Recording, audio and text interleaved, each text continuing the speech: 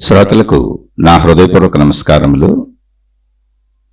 ప్రశాంతంగా కూర్చున్నాం, చాలా ప్రశాంతంగా, హాయిగా, సంతోషంగా, విశ్రాంతిగా కూర్చున్నాం. మనం ఏమీ ఆలోచించాలని అనుకోవటం లేదు, ఏ పని చేయాలని కూడా ప్రయత్నించటం లేదు, విశ్రాంతిగా కూర్చున్నాం. కానీ ఆలోచనలు సాగుతూనే ఉన్నాయి, భావాలు సాగుతూనే ఉన్నాయి. అంతరంగంలో భావ కదలికలు, ఆలోచనల కదలికలు, జ్ఞాపకాల కదలికలు వాటంతట అవే సాగుతున్నాయి. మనం పని చేస్తున్నాం, ఏదో ఒక పని చేస్తున్నాం, ఆ పని మీద దృష్టి పెట్టి శ్రద్ధ పెట్టి కూడా చేస్తున్నాం. అది డ్రైవింగ్ చేయటం కావచ్చు, వంట చేయటం కావచ్చు, ఏదైనా వృత్తి వ్యాపార ఉద్యోగాలకు సంబంధించిన పనులు కావచ్చు. ఆ పనులు చేసుకుంటున్నప్పుడు కూడా ఇతర ఆలోచనలు, ఇతర భావాలు, ఇతర జ్ఞాపకాలు మన అంతరంగంలో సాగుతూనే ఉన్నాయి. మనం చేస్తున్న పనుల తాలూకా విషయ జ్ఞానము తెలుస్తూనే ఉంది, అందుకే పనులు చేయగలుగుతున్నాం. కానీ ఆలోచనలు సాగుతూనే ఉన్నాయి. ఎక్కడ? అంతరంగంలో. మనం నిద్రపోవడానికి ప్రయత్నిస్తున్నాం.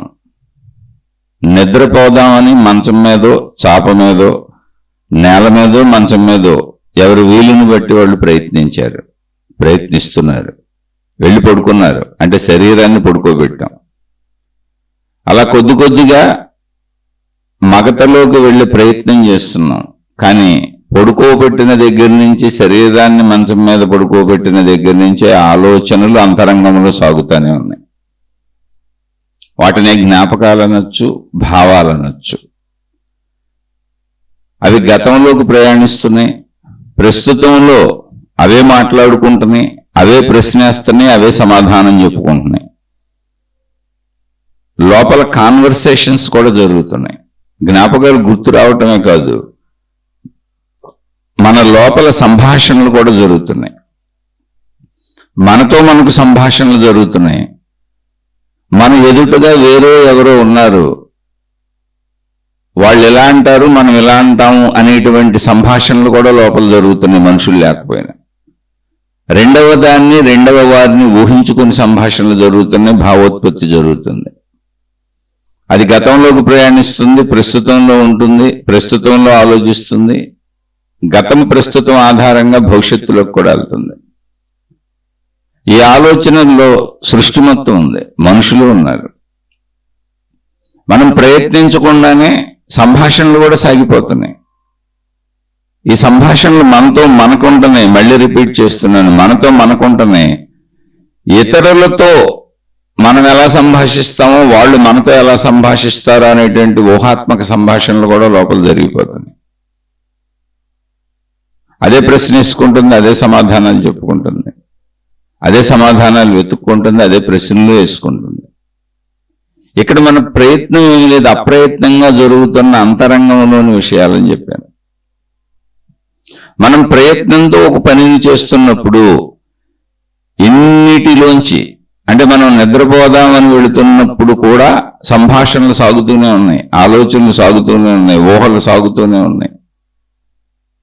ఆఖరికి నిద్రలోకి వెళ్ళిపోయినప్పుడు కూడా స్వప్నలోకములో సంపూర్ణంగా దృశ్యాలతో సహా, శబ్దాలతో సహా, భౌతిక ప్రపంచంలో మనం శరీరంతో ఎలా అనుభవిస్తామో అలా మొత్తం స్వప్నలోకంలో అనుభవిస్తున్నాం కూడా.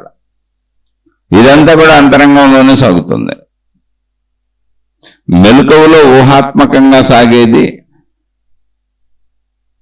స్వప్నలోకంలో నిజంగా జరుగుతుంది. అక్కడ భౌతిక ప్రపంచంలో శరీరంతో మనం నిజంగా ఎలా జీవిస్తున్నామో అలాగే స్వప్నలోకంలో మనకు శరీరం ఉంది, మనం మళ్ళీ అక్కడ నిజంగానే జీవిస్తున్నాం. ఇదంతా ఎక్కడ జరుగుతుంది? అంతరంగంలో జరుగుతుంది. మొత్తం ఇదంతా అంతరంగంలో దానంతటది జరుగుతున్నటువంటి చర్య. మొత్తం ఇలా జరుగుతూనే ఉంది, ప్రతి మనిషికి ఇలా జరుగుతూనే ఉంది. అయితే అది అలవాటు అయిపోయి సహజంగా తీసుకొని మెలకువలో ఉన్నప్పుడు మనం చేస్తున్న వాటిని, చూస్తున్న వాటిని నిజములుగా భావించుకుంటున్నాం. మరి మిగిలిన వాటికి భవిష్యత్తులోకి పరిగెత్తి ఒక ఊహ చేసింది. ఆ ఊహ ఆనందాన్ని ఇవ్వచ్చు, భయాన్ని ఇవ్వచ్చు, బాధని ఇవ్వచ్చు, కష్టాన్ని ఇవ్వచ్చు, సుఖాన్ని ఇవ్వచ్చు, ఆనందాన్ని ఇవ్వచ్చు, మళ్ళీ దుఃఖాన్ని కలిగించవచ్చు, లేదా భయాన్ని కూడా కలిగించవచ్చు. అది భావరూపంలోనే ఉన్నా మనం శరీరంతో నిజంగా ఆ భావాలను ఫీల్ అవుతున్నాం. భయం ఫీల్ అవుతున్నాం, బాధ ఫీల్ అవుతున్నాం, ధైర్యం ఫీల్ అవుతున్నాం, సంతోషం ఫీల్ అవుతున్నాం. కానీ అది ఊహే, శరీరంతో నిజంగా జరగలేదు. గడిచిపోయిన వాటిని గుర్తు చేసుకుని ఆనందపడవచ్చు, సుఖపడవచ్చు, దుఃఖపడవచ్చు, భయపడవచ్చు, బాధపడవచ్చు. అది కూడా ఊహే, నిజంగా అక్కడ జరగట్లేదు. ఇదంతా నిత్యం కొనసాగుతూనే ఉంది. దీన్ని ఆపటం మనిషి వల్ల కాదు అసలు. ఇదంతా నిత్యం కొనసాగుతూనే ఉంది ఎక్కడ? అంతరంగంలో. దీన్ని ఆపటం మనిషి వల్ల అవుతుందా? కాదు. ఇది ఎప్పుడూ ఆగినప్పుడు మాత్రం గాఢ నిద్రలోకి వెళ్తున్నాం, లేదా ప్రత్యేకమైనటువంటి కొన్ని సందర్భాలలో తీవ్రమైనటువంటి శ్రద్ధతో ఏదైనా పని చేయవలసి వచ్చినప్పుడు, ఇటువంటివి ఆ పని మీదే దృష్టి ఉండటం వల్ల, అది కూడా తీవ్రమైనటువంటి శ్రద్ధ పెట్టవలసి వచ్చినప్పుడు ఆ కొద్దిసేపు ఆ పని వరకే ఉంటుంది. మిగిలినప్పుడు అన్ని ఆలోచనలు సాగుతూనే ఉన్నాయి. ఆపలేకపోతున్నాం. దానంతట అదే సాగుతున్నటువంటి చర్య. కానీ మనకి ఇక్కడ నిజము అని మనం భావించుకునేది మెలకువలో మనం చేస్తున్నటువంటి, శరీరంతో చేస్తున్నటువంటి పనులు. దీన్ని గమనిస్తే ఇదంతా అంతరంగములో సాగుతున్నది. అంతరంగం ఎక్కడున్నది? ఏమో లోపల ఉన్నదని తెలిసింది. లోపల ఉన్నదని ఎలా తెలుసు? నాకు అనిపిస్తున్నది, నాలో జరుగుతున్నట్టు నాకు అనిపిస్తున్నది, భావములు పుడుతున్నట్టు అనిపిస్తున్నది, ఆలోచనలు పుడుతున్నట్టు అనిపిస్తున్నది, భయాలు, భావోద్వేగాలు, ధైర్యాలు, సుఖములు, శాంతులు, ఆనందములు, అనేక రకాల సంభాషణలు, నాతో నేను, ఇతరులతో నేను, ఇతరుల మాట నేనే మాట్లాడాను, నా మాట నేనే మాట్లాడాను, ఇలా ఉంటుందనేటువంటి చర్చ సాగిపోతుంది. అంత లోపలే జరిగిపోతుంది. పాత జ్ఞాపకాలు, భవిష్యత్తు ఊహలు, ప్రస్తుత ఆలోచనలు అన్నీ లోపల సాగిపోతానే ఉన్నాయి. వాటంతటవి సాగుతున్నాయి. ఈ విషయాన్ని గుర్తించాలి. వాటంతటవి సాగుతున్నాయి. ఆపటం మనకు కుదిరితే ఎప్పుడూ ఆపేసుకునేవాళ్ళం. దుఃఖభావాలు మనం ఎందుకు ఉంచుకుంటాం? భయభావాలు మనం ఎందుకు ఉంచుకుంటాం? ఉంచుకోం అసలు.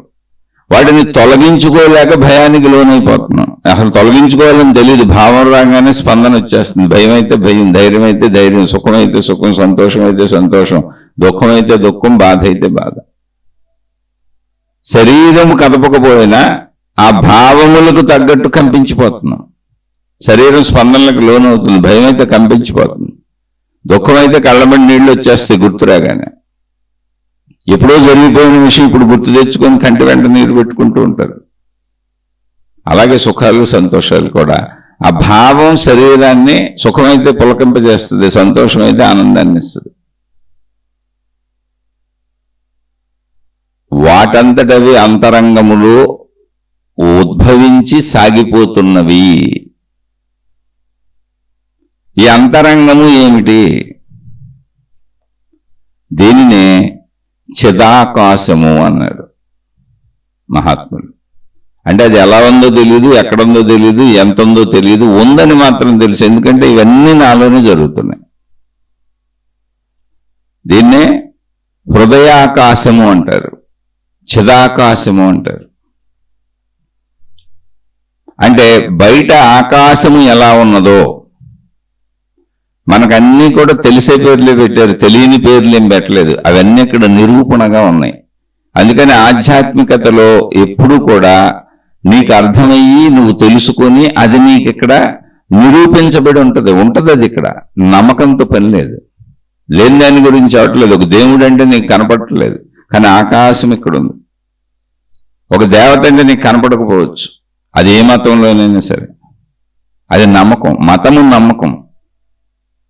కానీ ఆత్మజ్ఞానము, ఆధ్యాత్మిక చదువు, నా గూర్చి నేను తెలుసుకోవటం, అది నమ్మకంతో పని లేదు. అక్కడ ఉన్నవాటి గురించే చెబుతారు, లేని వాటి గురించి అసలు చెప్పరు. ఉన్నవాటితోనే, ఉన్నవాటిలోనే సత్యాన్ని చూపిస్తారు. ఎందుకంటే సత్యం ఎప్పుడు ఉంటుంది కనుక. ఉన్నదే సత్యం, లేనిది సత్యం కాదు. అది నమ్మకం. మతాలన్నీ నమ్మకాల మీద ఆధారపడి ఉంటాయి. మహిమలు, మాయలు, అద్భుతాలు ఇవన్నీ నమ్మకాల మీద ఆధారపడి ఉంటాయి. మతం నమ్మకాన్ని పెంచుకోమని చెప్పుద్ది. కానీ నిన్ను నువ్వు తెలుసుకోవాలంటే ఆత్మజ్ఞాన చదువు, ఆధ్యాత్మిక చదువు. నమ్మకం కాదు, నమ్మటం వలన అసలు నువ్వు తెలుసుకోలేవు, పొందలేవు. పరిశీలించు, చదువుకో, అన్వేషించు, తెలుసుకో. మీరు భౌతిక విద్యలన్నీ ఇన్ని రకాల వస్తువులు కనుగొనేవాళ్ళు, ఇన్ని రకాల వస్తువులు ఉత్పత్తి చేసేవాళ్ళు, ఇన్ని రకాల పనులు చేసేవాళ్ళు, అనేక రకాలైనటువంటి ప్రపంచంలోని మొత్తం వస్తు సంపదకి కారణభూతమైనటువంటి మనుషులందరూ కూడా ప్రయత్నించి, పరిశీలించి, పరిశోధించి వాటిని సాధించారు. ఇప్పుడు మనం తినే ఆహారము కూడా, ఆహార ధాన్యాల ఉత్పత్తి, కూరగాయల ఉత్పత్తి, పండ్లు ఫలముల ఉత్పత్తి, మహిమ లేదు, మాయ లేదు, అద్భుతం లేదు. ఏ దేవుడు వచ్చి వాటిని అక్కడ ఇవ్వట్లేదు. మనుషులు కష్టపడి పనిచేస్తున్నారు. ఇంకా వాటిలో ఉత్పత్తిని ఎలా పెంచుకోవాలో ఆలోచిస్తున్నారు. ఆ ఆలోచనలోంచి పుట్టిన అనేక ఆవిష్కరణలతో ఉత్పత్తులను పెంచుకుంటున్నారు. బ్రతకడానికి అవసరమైన అన్ని పండించుకుంటున్నారు.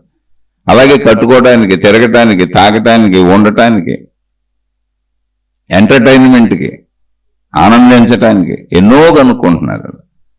ఇవన్నీ ఎక్కడ మాయలు, మహిమలు, అద్భుతాలు, నమ్మకాలతో వచ్చినాయి కాదు. ఆలోచిస్తే వచ్చినాయి, పరిశీలిస్తే వచ్చినాయి, పరిశోధిస్తే వచ్చినాయి, అన్వేషిస్తే వచ్చినాయి. పదే పదే దాన్ని ఎలా ఇంకా ముందుకు తీసుకువెళ్ళాలి, ఇంకా ఎలా బాగా చేయాలి అని చేసిన పనినే చేస్తుంటే అందులో ఇంకా అభివృద్ధి సాధిస్తున్నారు. అలా వస్తువులన్నీ ఇంకా డెవలప్ అవుతున్నాయి. చూడండి, ఇదంతా ఎక్కడుంది?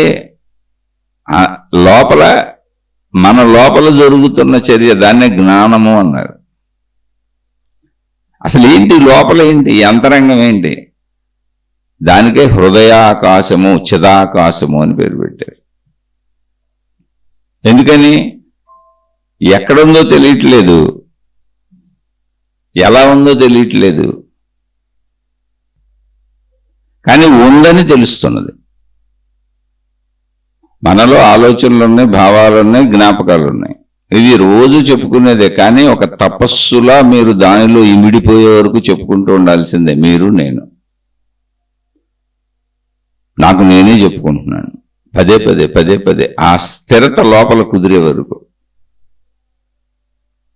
మనలో జ్ఞాపకాలు, భావాలు, ఆలోచనలు ఉన్నాయని తెలుస్తున్నాయి. ఎక్కడున్నాయో తెలియదు, ఎలా ఉన్నాయో తెలియదు, కానీ ఉన్నవని తెలుసు. వాటి గురించిన మిగిలిన ఏ వివరము తెలియదు. అదే హృదయాకాశము, చిదాకాశము. దాన్ని భౌతికంగా ఐడెంటిఫై చేద్దామని ట్రై చేయబాకండి. లేదు, భౌతికం శరీరం, మాంస నిర్మాణం, ఎముకలు, మాంసము మొత్తం. కానీ ఇది మొత్తం లోపలే జరుగుతున్నది. ఈ హృదయాకాశము, చిదాకాశం అన్న పేరు పెట్టినటువంటి మహాత్ములు, అంటే హృదయం అంటే నా లోపల, నా లోపల అనే భావన కోసం పెట్టారు హృదయాకాశము. చిదాకాశము నా లోపల. అయితే చిదాకాశము అంటే ఏంటి? బయట ఉన్న ఆకాశముతో పోలికే. బయట ఉన్న ఆకాశాన్ని చూపించారు, లోపల ఉన్నది కూడా అలాంటిదే అని, ఆకాశం అని పేరే. కానీ బయట ఉన్న ఆకాశాన్ని నువ్వు చూస్తున్నప్పుడు అది శూన్యము, ఖాళీ అని నువ్వు భావించుకుంటావు. ఎందుకంటే నీకు ఆ ఆకాశము ఎరుకలేదు కనుక, తెలియదు కనుక. అక్కడేమీ లేదు అని నువ్వు భావించుకుంటావు. అందుకని మన హృదయంలో దానికి చిదాకాశం అని పేరు పెట్టారు. అంటే చిత్ అంటే చైతన్యము. మన హృదయంలో ఉన్న ఆకాశం చైతన్యంతో కూడి ఉంది. అందుకని ఆలోచనలు ఉన్నాయి, భావాలు ఉన్నాయి, జ్ఞాపకాలు ఉన్నాయి. ఈ చైతన్య శక్తిలో ఉన్నటువంటి ఆలోచనలు, భావాలు, జ్ఞాపకాలు ఏమున్నాయో అదే మనస్సు. అది మనం చిన్నతనం నుంచి పోగేసుకుంది. ఈ శరీరంతో మనం గ్రహించిన విషయాలే ఆలోచనలుగా ఉన్నాయి, భావాలుగా ఉన్నాయి, జ్ఞాపకాలుగా ఉన్నాయి. మనం చేసినటువంటి పనులన్నీ మనకు గుర్తున్నాయి. ఆ పనుల ద్వారా మనం పొందిన ఫలితాలు గుర్తున్నాయి. మనం అనుభవించిన సుఖదుఖములన్నీ గుర్తున్నాయి. వాటిని బేరీజు వేసుకుంటూ మళ్ళీ ఆలోచనలు భవిష్యత్తులోకి వెళ్తాయి, గతంలోకి వెళ్తాయి, ప్రస్తుతంలో ఉంటాయి. ప్రస్తుత కార్యాలకు అవే ఆధారం. ప్రస్తుతం కార్యాలు చేయాలంటే అదే ఆధారం. ఇప్పుడు ప్రస్తుతం నేను మాట్లాడుతున్నాను, పాత జ్ఞానము, పాత జ్ఞాపకము నాలో ఉన్నది, అందులోంచి మాట్లాడుతున్నాను. వచ్చిన భాష ఇదే, నాకు తెలిసిన పదాలు ఇవే. దీన్ని బట్టి ఊహించుకుంటూ భవిష్యత్తును ఊహించుకుంటూ ఉంటాం. భవిష్యత్తు ఊహ. గతము జరిగిపోయింది, ప్రస్తుతము గతముపై ఆధారపడి సాగుతున్నది. గతం లేకపోతే ప్రస్తుతం కూడా సాగలేదు. అంటే ఇప్పుడు ఏం చేయాలో తెలియదు. గతము గుర్తు చేయకపోతే, అంటే మనసు నేననే భావన గుర్తు చేయకపోతే నాకు నేనెవరో కూడా తెలియదు.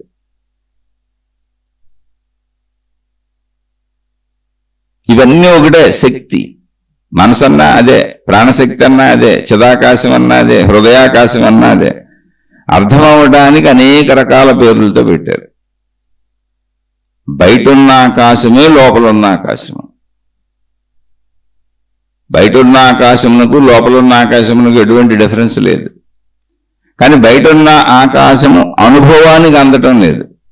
ఎందుకంటే అనుభవాన్ని అందించుకునేటువంటి శరీరము మనకి ఇక్కడే పరిమితంగా ఉంది. మన శరీరము మనకు అనుభవాలను అందిస్తుంది. కంటి ద్వారా దృశ్యానుభవం, చెవి ద్వారా శబ్దానుభవం, ముక్కు ద్వారా వాసనానుభవం, చర్మముల ద్వారా స్పర్శానుభవం, నాలుక ద్వారా రుచుల అనుభవం. ఇలా మొత్తంగా అనుభవాలను గ్రహించే గ్రహణ యంత్రము ఈ శరీరం. ఇది ఏం గ్రహించిందో అది లోపల ఉంది, అదే మనకి అనుభవంగా ఉంది.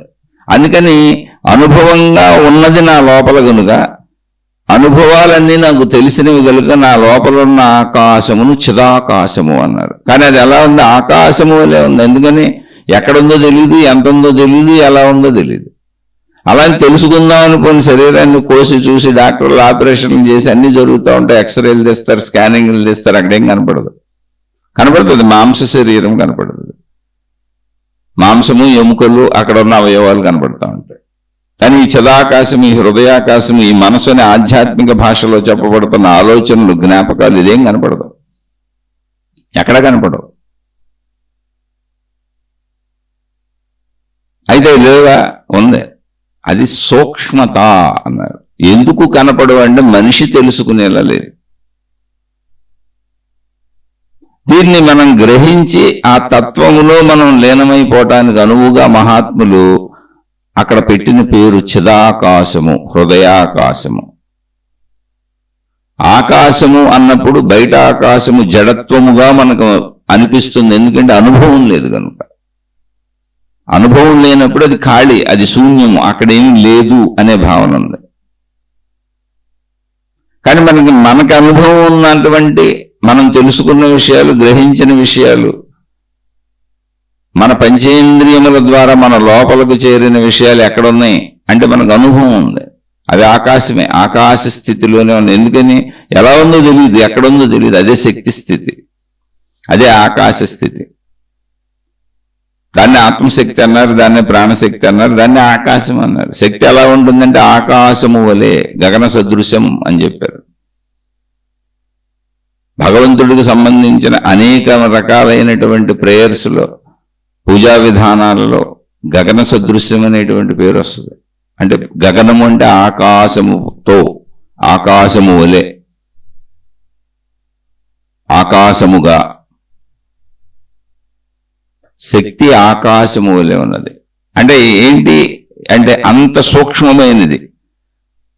మన ఆ సూక్ష్మతను చూడగలిగినటువంటి శరీర సామర్థ్యము మనకు లేదు.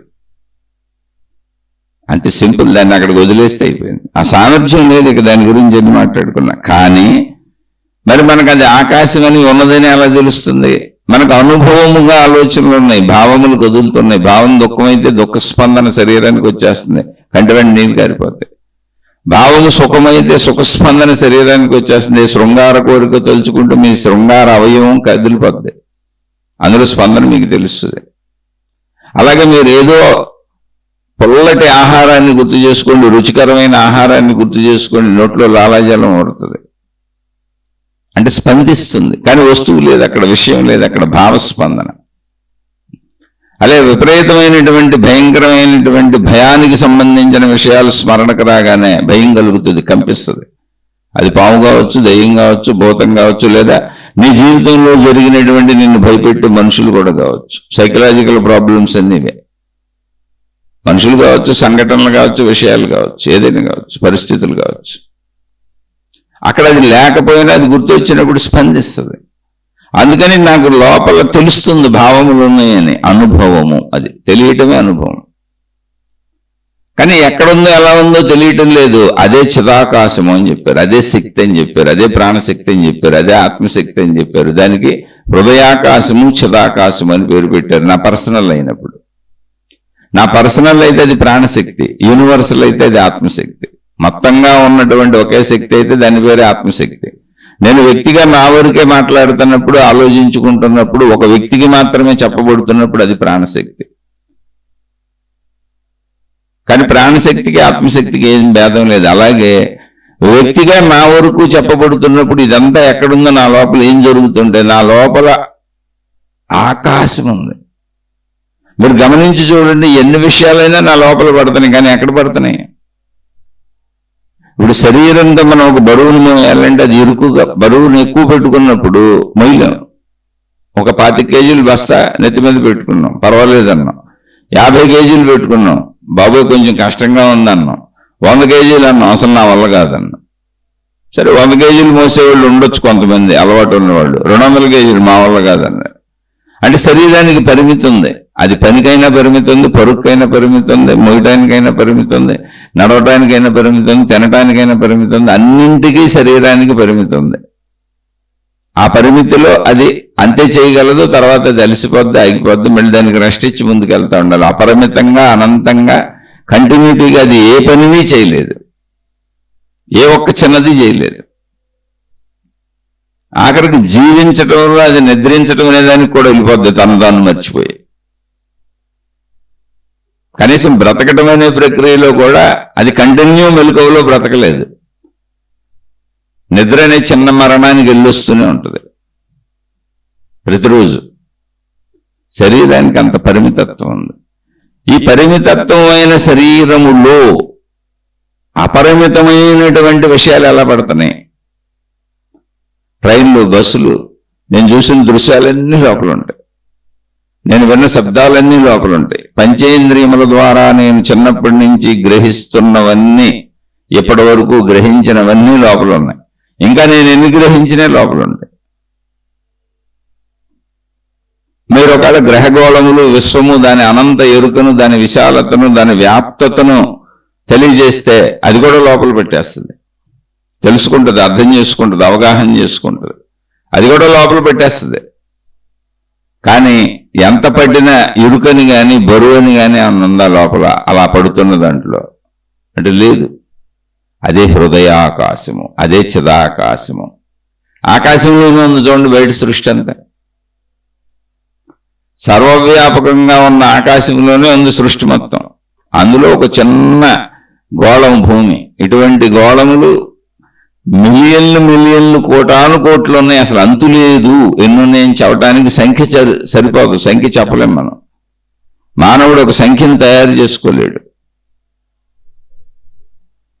అసలు మనం ఒక సూర్యుడిని చూస్తున్నాం, కోటాను కోట్ల మంది సూర్యుళ్ళు ఉన్నారని చెబుతున్నారు, సౌర కుటుంబాలు ఉన్నాయని చెబుతున్నాయి. అసలు అనంతమైన విశ్వం ఊహించడానికి కూడా అలవి కానిది అని చెబుతుంది సైన్సే.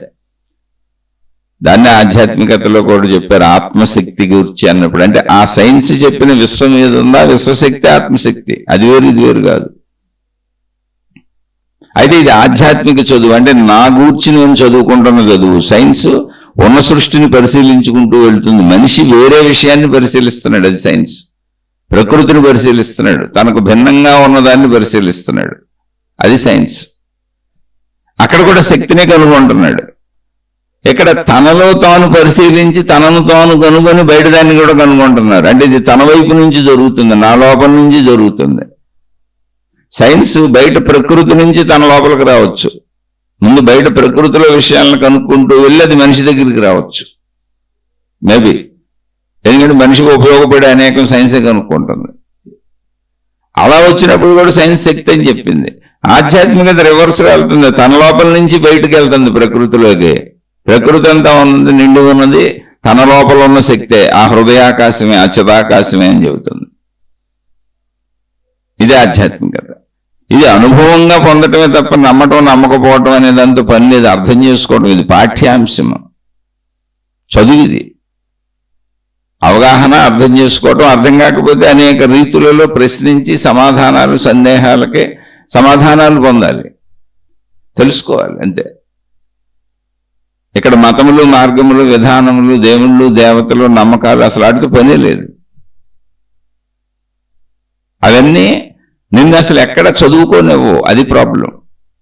ఒక మతము, ఒక మార్గము, ఒక విధానము, ఒక పద్ధతి నిన్ను ఆధ్యాత్మిక చదువుకోనివ్వు, నిన్ను నువ్వు తెలుసుకోనివ్వు, ఇంకో విషయాన్ని తెలుసుకోమని చెబుతూ ఉంటాయి. ఆ మతం గురించి తెలుసుకో, ఆ దేవుడి గురించి తెలుసుకో, ఆ మత ప్రచారకుల గురించి తెలుసుకో. మన మత ప్రచారాలని ఒకవేళ తెలుసుకుంటే నువ్వు అభివృద్ధి చెయ్యి. ఇతర మతస్థులందరినీ మన మతంలోకి తీసుకురా, ఇతర దేవుళ్ళందరినీ మన దేవుళ్ళలోకి తీసుకురా. అలాంటి కార్యాలు అప్పచెబుతాయి నీకు. నిన్ను నువ్వు తెలుసుకునేలా చెయ్యు, నీ సంపూర్ణత నీకు అర్థమయ్యేలా చెయ్యు. నువ్వు ఇంకో దాని మీద ఆధారపడి జీవించేలా చేస్తాయి. దేవుడు కావచ్చు, దేవత కావచ్చు, మతం కావచ్చు, గురువు కావచ్చు, గ్రంథం కావచ్చు. అది తప్ప రైట్ అనేది ఇక్కడ అసలు ప్రశ్నే కాదు, దాని గురించి విశ్లేషించట్లేదు. ఒక్కొక్కసారి అవన్నీ అనంత ఆత్మతత్వానికి దారి తీయవచ్చు, అటు నుంచి కూడా దారి తీయవచ్చు. సరైనటువంటి మంచివాళ్ళు గురువులుగా ఉంటే, అలాగే సరైనటువంటి మంచివాళ్ళు జ్ఞానాన్వేషకులు శిష్యులై ఉంటే, భక్తులై ఉంటే అప్పుడు దారి తీయవచ్చు. కానీ 99% కష్టం. నువ్వు తెలుసుకోవటం కుదరదు అక్కడ. నువ్వు ఇంకొక దాన్ని తెలుసుకుంటున్నప్పుడు నువ్వు ఎలా తెలుసుకుంటావు? నీకు భిన్నమైన దాన్ని తెలుసుకుంటున్నావు. నువ్వు వేరుగున్నావు, దేవుడు వేరుగున్నాడు. నువ్వు వేరుగున్నావు, మతం వేరుగుంది. నువ్వు వేరుగున్నావు, గురువు వేరుగున్నాడు. నువ్వు వేరుగున్నావు, జ్ఞాన గ్రంథం వేరుగా ఉంది. అంత వేరుని చెబుతుంది అది. అది ఎంత పవిత్రతని చెప్పినా, ఎంత గొప్పతనాన్ని చెప్పినా, ఎంత మంచితనాన్ని చెప్పినా, ఎంత మంచిగా చెప్పినా, ఎంత పవిత్రంగా చెప్పినా, ఎంత నియమనిష్టలతో చెప్పినా, ఎంత శ్రద్ధతో చెప్పినా, ఏకాగ్రతతో చెప్పినా అది వేరుని చెబుతుంది. నీకు భిన్నమైన దాని గురించి చెబుతుంది. దాంతో నీకేం ఉపయోగం? ఆహారం తింటే ఎందుకు తింటున్నావంటే అది నువ్వు అయిపోతావు. ఆహారమే నువ్వు అయిపోతావు, అలానే శరీరం పెరుగుతుంది. ఒక దృశ్యం చూస్తే ఎందుకు చూస్తున్నావంటే అది నువ్వు అయిపోతావు, దృశ్యమే నువ్వు అయిపోతావు. అందుకే నీకు ఆనందం కలుగుతుంది లేదా దుఃఖం కలుగుతుంది. అలా ఒక శబ్దం వింటే ఎందుకు వింటున్నావంటే అది నువ్వు అయిపోతావు. అందుకని నీకు ఆనందం లేదా దుఃఖం కలుగుతుంది, లేదా భయం కలుగుతుంది. అలా పంచేంద్రియముల ద్వారా నువ్వు అనుభవించేది ఏదైనా ఆ సుఖము నువ్వు అయిపోతావు. అది దృశ్యం కావచ్చు, శబ్ద స్పర్శ రూప రసమంటే రుచి, గంధమంటే వాసన, అవి నువ్వు అయిపోతావు. నువ్వు అయిపోతావు కనుక వాటి వలన నీకు ఆనందము కానీ, సుఖము కానీ, దుఃఖము కానీ, భయము కానీ, బాధ కానీ కలుగుతుంది. అది నువ్వు అయిపోతావు, నీలో కలిసిపోద్ది. నీకంటే భిన్నత కాదు అది. భిన్నంగా వస్తువులు ఉండొచ్చు, కానీ వాసన నువ్వుగానే ఉంది, అది అనుభవంగా ఉంది. ఇప్పుడు కూడా నువ్వు గుర్తు చేసుకుంటే నీకు ఆ వాసన వస్తుంది. అదే ఇందాక చెప్పుకున్న భావోద్వేగములు, పులుపును గుర్తు చేసుకుంటే లాలాజలం నోట్లో తయారైపోద్ది, అక్కడ వస్తువు లేదు. ఎందుకని అది నేను అయిపోయి ఉన్నాను కనుక మరల అది నేను అవటానికి ప్రయత్నించుకుంటున్నాను. అదే శరీరంతో భోగించటం. శరీరం కోరికలు ఎందుకు కోరుకుంటుంది, భోగములు ఎందుకు కోరుకుంటుంది అంటే ప్రతిదీ నేనైపోతాను. ఆహారం తింటే అది నేనైపోతాను, నా శరీరం పెరుగుతూ ఉంటుంది, శక్తి అయిపోతూ ఉంటుంది. అందులో పనికిరాని చెత్తని మలమూత్ర విసర్జములుగా విసర్జించేస్తూ ఉంటుంది. అలా పంచేంద్రియముల ద్వారా గ్రహించి అన్ని నేనైపోతాను కనుకనే ఆ కోరికలు తీర్చుకోవాలని పరుగులు పెడతా ఉంటాను. అవన్నీ నేనైపోతాను. అవి నాకు నేనైపోవటం వల్ల సుఖమో దుఃఖమో భావోత్పత్తి జరుగుతూ ఉంటుంది, భయమో ఏదైతే అది. నేనైతే ప్రయత్నించేది సుఖభావాలకి, ఆనంద భావాలకి, సంతోష భావాలకి. కానీ అప్పుడప్పుడు అవి భయాలుగా, బాధలుగా, దుఃఖాలుగా కూడా మారిపోతూ ఉంటాయి. అది వేరే విషయం. కానీ నేనైపోతాను. నేను అవ్వకపోతే అది దుఃఖం అవ్వదు, నేను అవ్వకపోతే అది భయం అవ్వదు, నేను అవ్వకపోతే అది సుఖం అవ్వదు. ఎందుకని? సుఖపడుతున్నది నేను, ఆనందపడుతున్నది నేను, నవ్వుతున్నది నేను, ఏడుస్తున్నది నేను, భయపడుతున్నది నేను. అలా ప్రపంచంలో ఏ విషయమైనా నేనైపోద్ది. కానీ ఒక మతపు దేవుడు నువ్వెలా అయిపోతావు? ఆ దేవుడు ఎప్పుడు వేరుగానే ఉన్నాడు, ఆ దేవత ఎప్పుడు వేరుగానే ఉన్నాడు. ఒక మతం ఎప్పుడు జీవుడు దేవుడు వేరు చేసి చెబుతుంది. కాదు, జీవుడే దేవుడనే వైపు నేను నడిపిస్తుంటే అటు నువ్వు నమ్మచ్చు. ఎందుకంటే నువ్వు అయిపోతే కదా నీకు ఆనందం కలిగేది. ఆత్మజ్ఞాన చదువు అదే. అది నువ్వేం చెబుతుంది, అసలు నువ్వు అయిపోవటం కాదు. ప్రపంచంతో మనం అనుభవించే విషయాలలో ఏం జరుగుతుందంటే నేను అయిపోతున్నాను. నేను అయిపోతున్నప్పుడు నాకు అది సుఖభోగంగా ఉంది, అది నాలో కలిసిపోతుంది. అందుకే మనకి ఇప్పుడు చూడండి, జ్ఞాపకాలు అంటే ఏంటి, నాలో ఉండిపోయినాయి. భావాలు అంటే ఏంటి, నాలో ఉండిపోయినాయి. నాలో పుడుతున్న ఆలోచనలు ఏంటి, అవన్నీ నాలో ఉండిపోయినాయి. నేను అయిపోయి ఉన్నాను. అవన్నీ నాకు తెలిసినవన్నీ నేను అయిపోయి ఉన్నాను. అందుకని ఇంకొకసారి మళ్ళీ అనుభవిద్దామని వెళ్తున్నాను. ఇంకోసారి నేను మళ్ళీ అవుతాను. నేను తాగేసిన టీ నా లోపల ఉంది, నేను అయిపోయాను. నేను తాగేసిన కాఫీ నా లోపల ఉంది, నేను అయిపోయాను. మళ్ళీ ఇంకోసారి నేను అవుతాను. ఎన్నిసార్లు అయినా నేను అవుతూ ఉంటాను. నేను అనే అనుభవాన్ని అవన్నీ బలపరిచి అనేక సార్లు నేనుగా నాలో కలిసిపోతూ ఉంటాను. వాటన్నిటి ద్వారా నేనైపోతూ ఉంటాను. ఆ నేను పెంచుకుంటూ ఉంటాను. అన్నీ నేనైపోతూ ఉంటాను. అందుకే చూడాలనిపిస్తుంది, వినాలనిపిస్తుంది, తినాలనిపిస్తుంది, తాగాలనిపిస్తుంది. ఎందుకంటే ఇదంతా నేనుని బలపరుచుకుంటుంది. నన్ను నేను ఇంకొకసారి నేను అవుతున్నాను, మళ్ళీ అవుతున్నాను, మళ్ళీ నేను అనుభవించుకుంటున్నాను, నన్ను నేను అనుభవించుకుంటున్నాను. నాలో ఉన్న వాటితో బయటికి వెళ్ళి ఆల్రెడీ కాఫీ నేను అయిపోయాను, టీ నేను అయిపోయాను, కానీ ఆ జ్ఞాపకం మళ్ళీ ఇంకోసారి నేను అవుదామని బయటికి వెళ్తుంది. అలా ఎప్పుడు నా నేను నాకు బలపడుతుంది, నా నేను నాకు గుర్తుంటుంది, నన్ను నేను అనుభవించుకుంటున్నాను. అలా పంచేంద్రియముల ద్వారా నన్ను నేనే అనుభవించుకుంటున్నాను. నేనున్నానన్న ఎరుక నాకు స్థిరపడుతుంది. అందుకే శరీరం చనిపోతే మనిషి నేను చనిపోతున్నాను అనుకుంటున్నాడు. శరీరం చనిపోతుంది అంటే నేను చనిపోతానని భయపడుతున్నాడు. ఎందుకంటే నేను అనేది మిగలదిక. నేను అవటానికి మళ్ళీ ఛాన్స్ లేదు. నన్ను నేను అనుభవించడానికి ఛాన్స్ లేదు. నన్ను నేను పొందటానికి ఛాన్స్ లేదు. నా నేను పదే పదే మననం చేసుకుంటానికి, అనుభవించటానికి, ఉన్నానని భావించుకోవటానికి ఛాన్స్ లేదు శరీరం శిథిలమైపోతే. అందుకే వృద్ధాప్యం బహుబాధాకరంగా ఉంటుంది. ఎందుకనంటే నేను ఉన్నాను కానీ నన్ను నేను అనుభవించలేను. నేనేమి అనుభవించి నాలో కలుపుకోలేను. అవన్నీ లోపల ఉన్నాయి, కానీ మళ్ళీ నేననే అనుభవాన్ని పదే పదే పదే పదే పొందలేను. పాత జ్ఞాపకాల మెమరీతో బతుకుతూ ఉంటానండి. నన్ను నేనే అనుభవించుకోవటం శరీర ప్రక్రియ. నన్ను నేనే అనుభవించుకోవటం అంటే జీవించటం. నేను జీవిస్తున్నాను అంటే నన్ను నేను అనుభవించుకోవటమే జీవించటం, అదే జీవితం. నన్ను నేను అనుభవించుకునే ప్రాసెస్ ముగిసిపోతున్నప్పుడు, శరీరం శిథిలమైపోతున్నప్పుడు, ఇక జీవించడం ఉండనప్పుడు నేను లేకుండా పోతున్నానన్న భయం పట్టుకుంటుంది. మరి నన్ను నేను అనుభవించుకోకుండా జీవించడం అనే ప్రాసెస్ లేకుండా నేను ఎలా గడపగలను? అందుకే శరీర ప్రాముఖ్యత అంత ఉంది. ఈ విషయం ఎందుకు ప్రస్తావించానంటే మీరు గుర్తించాలి, శరీరంతో గ్రహించిన ప్రతిదీ నేనైపోయాను. ఇప్పుడు నేను, నాది, నావి, నా వాళ్ళు తాత్కాలికంగా బయట కనపడుతున్నా అది నేనే అయిపోయాను. మొత్తం నావే, నేనే. కనుక వాటికి ఏం జరిగినా నాకు దుఃఖం వస్తుంది. నా కాల్లో ముళ్ళు గుచ్చుకుంటే నాకు ఎంత బాధ కలుగుతుందో, మా అబ్బాయి కాల్లో ముళ్ళు గుచ్చుకున్నా నాకు అంతే బాధ కలుగుతుంది, లేదా ఇంకొంచెం ఎక్కువ గదులు కలుగుతుంది. బాబోయ్ నా పిల్లోడు ఇప్పుడు ఏమైపోతాడో అలాగని. నేను, నాది, నా వాళ్ళు అన్నప్పుడు నేను, నాది, నావి, నా వాళ్ళలో దేనికి ఏ కష్టం నష్టం జరుగుతున్నా నాకు అది కష్టమైపోయి, దేనికి ఎక్కడ లాభం జరుగుతున్నా అది నాకు ఆనందం అయిపోవడానికి కారణం అది నేనైపోవటం. ఈ నేనైపోయే నిత్యానుభవాలే జీవితం. అందుకే శరీరం అత్యంత ప్రధానమైనది, శరీర భావన అత్యంత ప్రధానమైనది. కానీ ఇక్కడ ఏమవుతుంది, నేనైపోవటం అనేది కలయిక ఉంది. జీవుడు దేవుడు వేరువేరుగా, ఒక మతం వేరుగా చెబుతున్నప్పుడు, ఒక మార్గం వేరుగా చెబుతున్నప్పుడు, ఒక గురువు వేరుగా చెబుతున్నప్పుడు అసలు ఆ దేవుడే కనపడ్డా, దేవతే కనపడదు. మహిమలు మాయలు అద్భుతాలు వీళ్ళు చెబుతూ మాకు కనపడుతున్నారు, మేం చేస్తాం అన్నప్పుడు నువ్వు అవటానికి ఏమి లేదు అక్కడ. అందుకని నమ్మమని చెబుతారు. నువ్వు అయిపోయేదేది నమ్మక్కర్లేదు.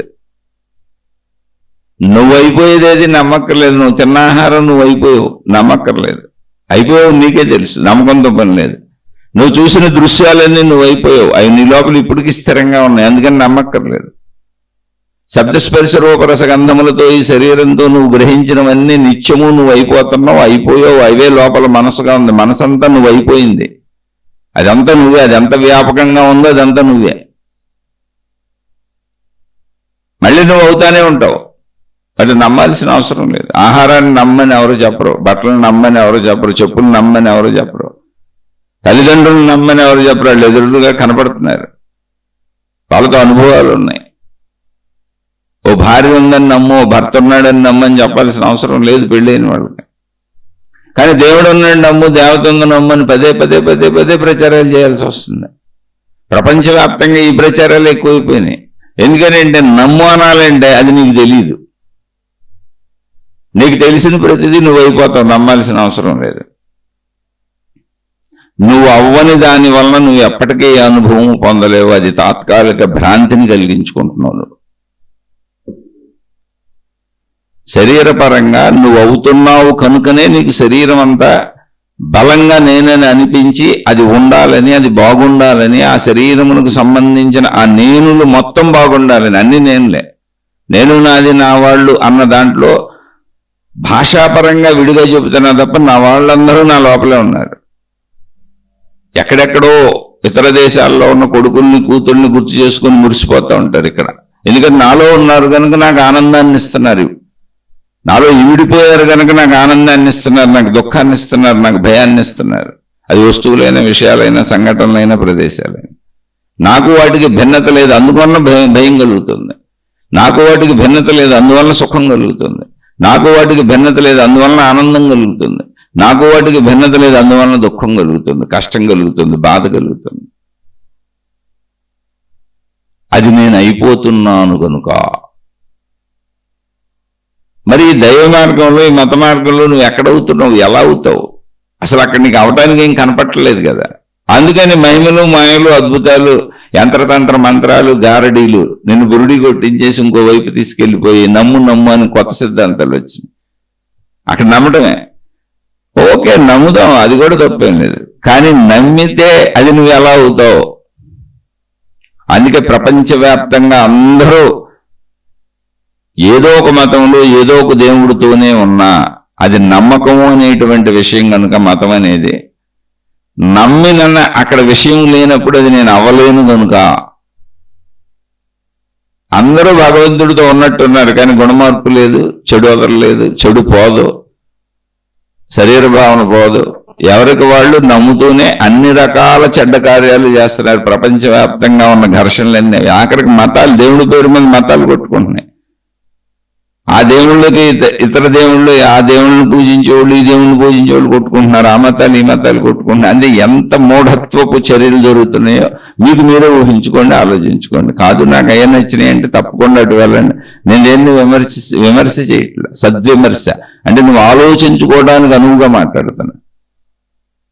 ముందే చెప్పాను, జీవుడే దేవుడని నిన్ను దైవత్వం వైపు తీసుకెళ్లి నీలో కలిసిపోయేలా నువ్వు అది వేరు వేరు కాదని చెబితే దాన్ని నమ్మచ్చు అని కూడా చెప్పాను. ఎప్పటికీ నీలో కలిసిపోయినది నీకేంటి ఉపయోగం? ఇప్పుడు చూడండి, భార్యాభర్తలు ఉంటారు, శృంగార సుఖాన్ని పొందుతున్నప్పుడు ఒకళ్ళు కలిసిపోతారు. అప్పుడే శృంగార సుఖం పొందగలరు, కలవకుండా దూరంగా కూర్చొని పొందలేరు.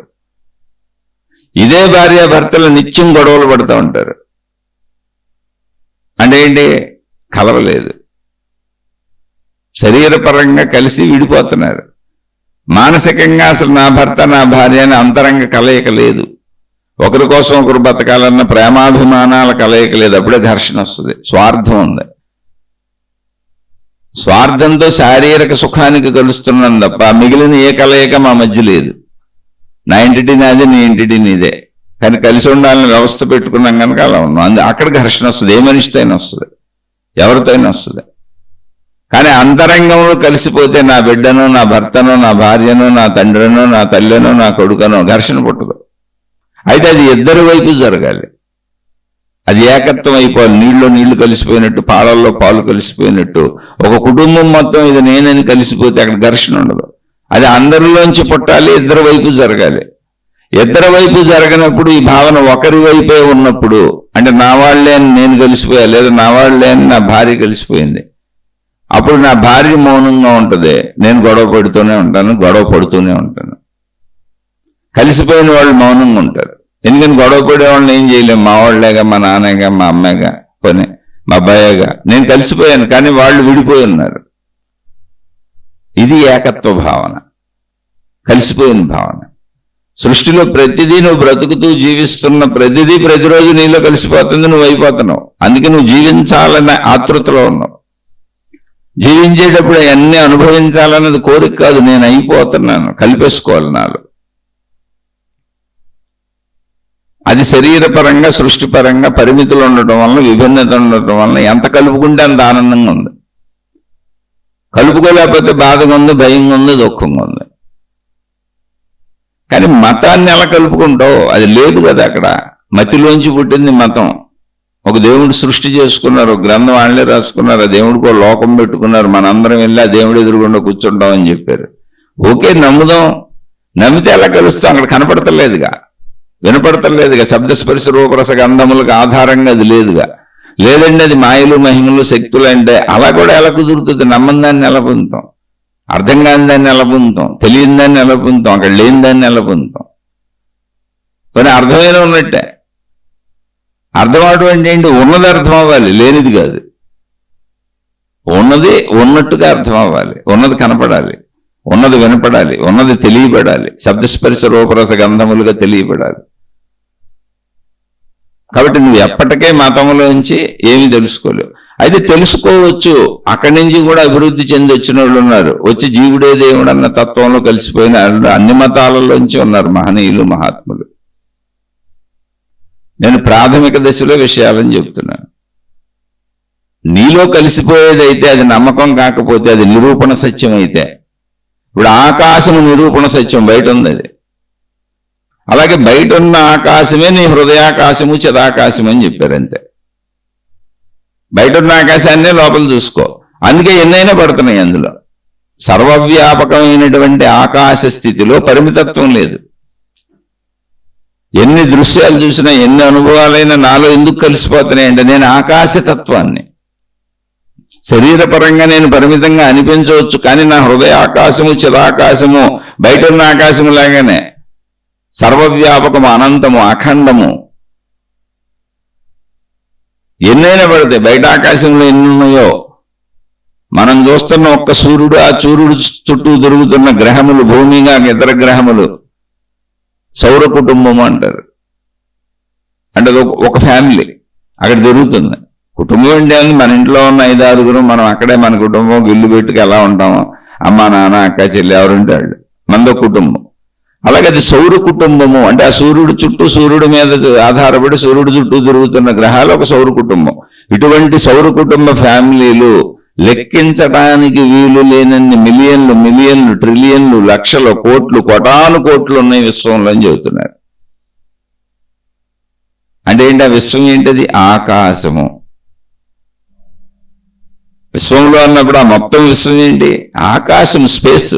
ఇవన్నీ ఉండటానికి ఆధారమైన ప్లేస్ స్పేస్, ఆకాశము. అదే శక్తి. అది ఖాళీ కాదు, అది శక్తి. ఎలా తెలుసు ఖాళీ కాదు శక్తి అని? నాలో నాకు తెలుసుగా.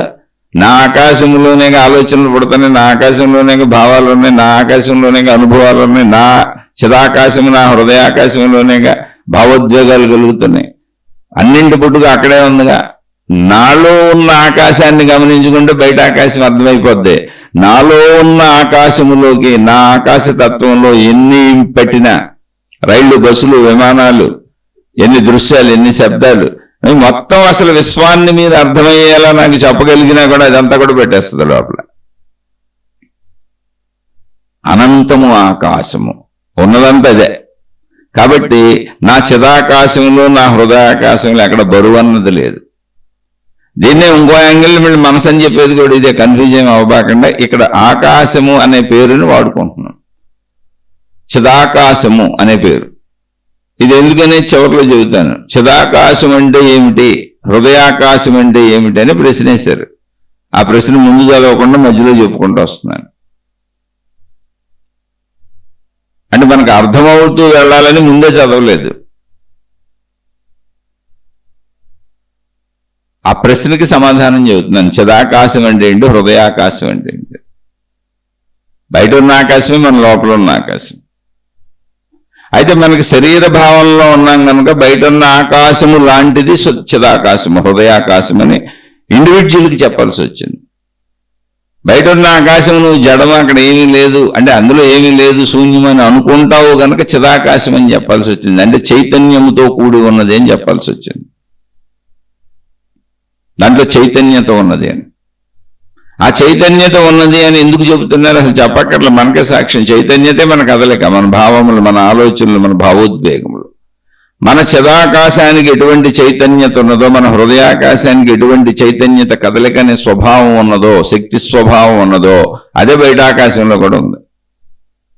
అది మన వైపు నుంచి, అంటే ఆధ్యాత్మికత మన వైపు నుంచి ప్రపంచంలోకి, ప్రకృతిలోకి, విశ్వంలోకి వెళ్తుంది. సైన్స్ ప్రకృతి వైపు నుంచి, ప్రపంచం వైపు నుంచి మన వైపు వస్తుంది.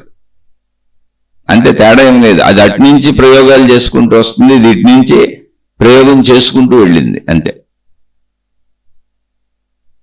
అంతకుమించి ఇందులో డిఫరెన్స్ ఏం లేదు. అయితే మనకు అంతంత దూరపు విషయాలతో పనే లేదు. మనం తెలుసుకుంటే చాలా అయిపోయింది, స్టోరీ క్లోజ్. ఎక్కువ దూరం ప్రయాణించిన అతి జ్ఞానం మతిని పోగొడుతుంది. మళ్ళీ ఇక్కడంతా అనేక రకాలైన సందేహాలు ఉత్పత్తి అవుతాయి.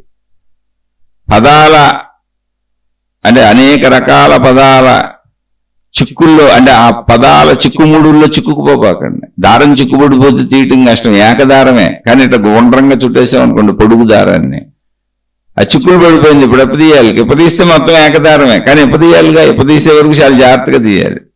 ఎక్కడో తెగిపోద్ది, తెగిపోయిందంటే ఇది ఏకదారం అనేటువంటి విషయమే తెలియదు.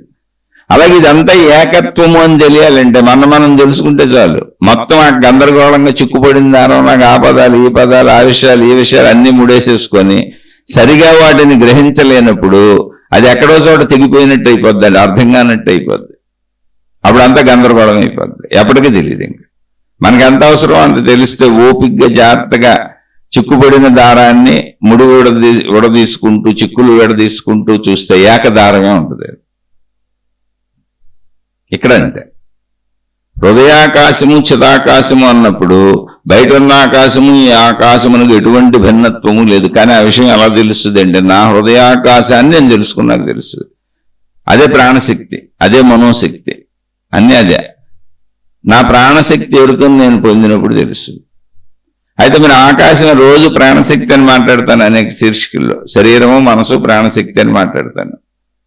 ఇప్పుడు చిదాకాశము, హృదయాకాశం అని ఎందుకు మాట్లాడుతున్నానంటే, అవి కూడా ఆధ్యాత్మికతలో పేర్లు ఉన్నాయి. అనంతత్వపు ఎరుక కలగటానికి ఈ విధానంలో కుదురుతుంది బాగా. బయట ఆకాశము సర్వవ్యాపకంగా ఉంది, ఆ ఆకాశములో సృష్టి ఉంది. ఇప్పుడు సౌర కుటుంబాలని సూర్యుడి చుట్టూ ఉన్న గ్రహరాశులతో కూడిన ఒక ఫ్యామిలీ, మన కింద ఫ్యామిలీ లాగా చెప్పారు అంతే. మనుషులకు ఫ్యామిలీ ఎలా ఉందో అలా మనిషికి చెప్పేటప్పుడు అర్థమవుద్దని సౌర కుటుంబం అని పేరు పెట్టారు. ఎందుకని కుటుంబ వ్యవస్థలో మనిషి ఉంటాడు కనుక అర్థమవుతుందని, అంతే. అటువంటి సౌర కుటుంబాలు లెక్కించటానికి వీలు లేనన్ని, అవి కోటాను కోట్ల, మిలియన్ల, ట్రిలియన్ల, ఊహ కూడా అందులో అన్ని ఎక్కువ ఉన్నాయి. విశ్వం అంతా. విశ్వము అంటే ఏంటి ఇక్కడ అంటే మొత్తం ఆకాశం, ఆకాశంలో అన్ని ఉన్నాయి. అదే మన హృదయాకాశము, అదే మన చిదాకాశము. మన హృదయాకాశం అదే, చిదాకాశం అదే. బయట ఎన్ని సౌర కుటుంబాలని, లెక్కలేనన్ని సౌర కుటుంబాలను తలలో నిలుపుకున్నటువంటి ఆకాశం అది. ఆకాశం ఒకటే. మరి వేరు చేస్తున్నది ఏంటి? మరి బయట ఆకాశానికి, నా హృదయాకాశానికి, చిదాకాశానికి భేదం ఏంటి? వేరు చేస్తున్నది ఏంటి? మరి నాకు వేరు అనిపిస్తుందిగా, చెబుతున్నప్పుడు అర్థమైంది. కానీ వేరు చేస్తున్నది ఏంటి? శరీర భావన. ఈ శరీరము నేనన్న భావన. దీనికి ఆధ్యాత్మికతలో అద్భుతమైన ఉదాహరణ చెబుతారు, చాలా అద్భుతమైన ఉదాహరణ చెబుతారు. ఒక మట్టి కుండ, ఒక మట్టి కుండ అక్కడ పెట్టబడి ఉంది. ఆ మట్టి కుండలో ఏమీ లేదు, ఖాళీ ఉంది. అది ఎక్కడ పెట్టబడి ఉంది? ఖాళీ ప్రదేశంలోనే పెట్టబడి ఉంది. ఇప్పుడు మట్టి కుండలో ఉన్న ఖాళీని ఏమంటాం? అదే ఆకాశం. ఆకాశం అంటే ఖాళీ, శూన్యము. కొండ బయట చుట్టూ ఖాళీనే ఉంది, ఆకాశమే ఉంది, శూన్యమే ఉంది.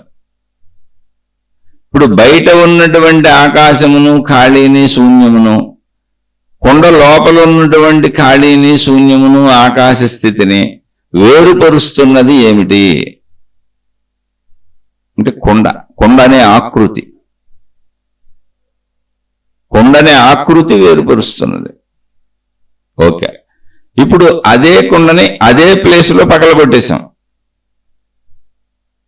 కుండని అదే ప్లేస్లో పగలగొట్టేశాం అంటే ఆకృతిని పగలగొట్టేశాం. అప్పుడు ఏమైంది? కుండలో ఉన్న ఆకాశము బయట ఉన్న ఆకాశము కలిసిపోయినాయా, విడివిడిగా ఉన్నాయా? అంటే అదేంటండి బాబు, ఇప్పుడు మేము చచ్చిపోవాలా పగలగొట్టేటువంటి కాదు, ఉదాహరణ చెప్పారు. అది ఉదాహరణగా చెప్పారు. కానీ ఇక్కడ మన తెలివి, ప్రజ్ఞ, జ్ఞానము ఉపయోగించాలి. ఎలా అంటే అసలు ఆకాశం అనేటువంటి ఆ శక్తి స్వరూపము ఎంత సూక్ష్మమైనది. ఒక్క నిమిషం ఈ వాక్యాన్ని పక్కన పెడదాం.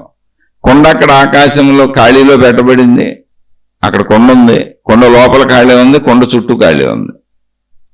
వీటిని వేరు చేస్తున్నది ఏంటి? కొండ అనేటువంటి ఆ ఆకృతి, ఆ మట్టి, కొండ రూపంలో తయారు చేయబడిన మట్టి, ఆ ఆకృతి, ఆ రూపము, ఆ ఘన పదార్థము బయట ఉన్న ఆకాశాన్ని లోపల ఉన్న ఆకాశాన్ని వేరు చేస్తున్నది.